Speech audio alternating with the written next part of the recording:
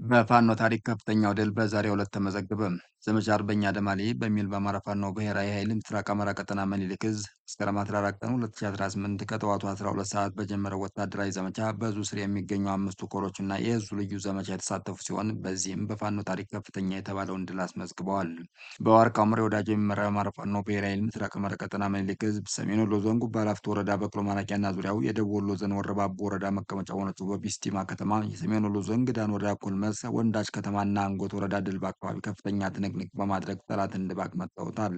በሰርጎ ገባ እንዳይተሰዋውና በጦር ገበሬነቱ አባናደው በመባል የሚታወቀውን አርበኛ አደማሊ ታሳቢ ለማድረግ በታወጀው ዘመቻ አርበኛ አደማሊ በርካታ ወታደራዊ ድሎች ተገኝተዋል።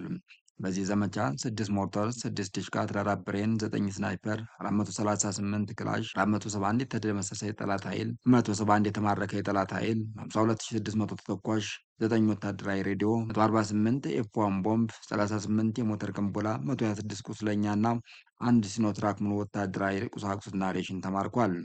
የአገዛዙ የሚተማመንበት የሰሜን ምስራቅ ዕዝ አካል የሆነው 12ኛ ክፍለ ጦር 70% ኃይሉን መማረክ መደምሰስና ማፍረስ መቻሉን የአማራ ፋኖ ብሔራዊ ኃይል አስታውቋል።